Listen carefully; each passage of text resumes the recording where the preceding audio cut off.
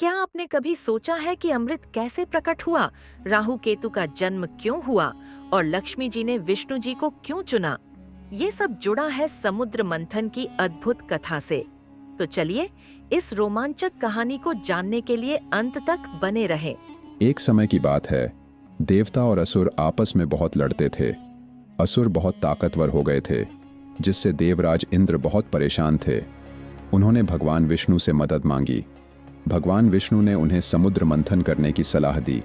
समुद्र मंथन से अमृत निकलेगा, जिसे पीने से देवता अमर हो जाएंगे। तो भगवान विष्णु की सलाह पर देवताओं ने समुद्र मंथन करने का फैसला किया। लेकिन समुद्र को मथना कोई आसान काम नहीं था।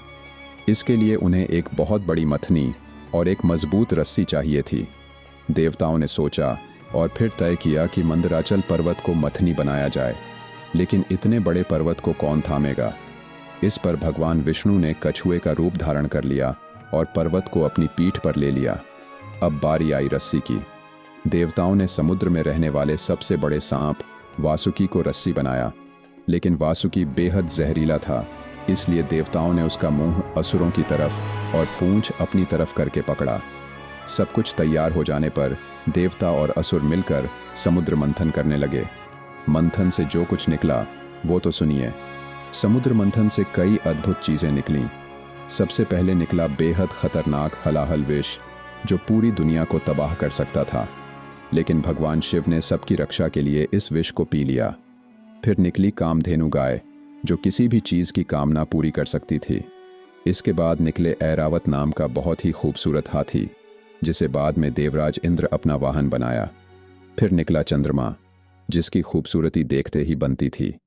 उसके बाद प्रकट हुई अप्सराएं, जो अपनी सुंदरता से सबका मन मोह लेती थीं। और फिर क्या आप जानना चाहेंगे कि सबसे खास क्या निकला? सबसे खास तो निकला अमृत, जो पीने वाले को अमर बना देता था। लेकिन ये अमृत पाने की होड़ में देवता और असुर आपस में लड़ने लगे। फिर क्या हुआ, ये तो आपको भी पता होना चाहिए। ठीक है, तो सुनो। सबसे खास तो निकला अमृत, जो पीने वाले को अमर बना देता था। लेकिन ये अमृत पाने की होड़ में देवता और असुर आपस में लड़ने लगे। भगवान विष्णु को इस बात का समाधान सूझा। वो मोहिनी नाम की एक खूबसूरत महिला का रूप धारण कर देवताओं के सामने आ गए। मोहिनी की खूबसूरती देखकर सारे असुर उन पर मोहित हो गए। भगवान विष्णु ने इसका फायदा उठाया और असुरों को अलग कर दिया। फिर उन्होंने देवताओं को अमृत पिलाना शुरू कर दिया। लेकिन एक असुर, नाम था राहु, वो छिपकर अमृत पीने लगा। सूर्य और चंद्रमा ने उसे देख लिया और विष्णु जी को बता दिया। विष्णु जी ने तुरंत अपना सुदर्शन चक्र चलाया, जिससे राहु का सिर धड़ से अलग हो गया। लेकिन क्योंकि राहु ने थोड़ा बहुत अमृत पी लिया था, इसलिए वो मरा नहीं। उसका सिर वाला हिस्सा राहु और धड़ वाला हिस्सा केतु के नाम से जाना गया। ये वही राहु और केतु हैं जो आज भी सूर्य और चंद्रमा का पीछा करते हैं, जिससे सूर्य ग्रहण और चंद्र ग्रहण होता है। इसके बाद समुद्र से और भी कई अनमोल चीजें निकलीं। समुद्र मंथन से एक और चीज निकली जो बहुत ही अनमोल थी। वो थी लक्ष्मी जी, जो धन और ऐश्वर्य की देवी हैं। क्या आप जानना चाहेंगे कि लक्ष्मी जी ने किसे अपना पति चुना?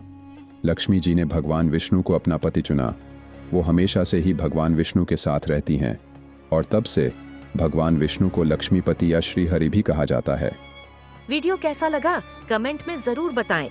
ऐसी और दिलचस्प वीडियो के लिए हमारे चैनल को सब्सक्राइब करें और बेल आइकन दबाएं।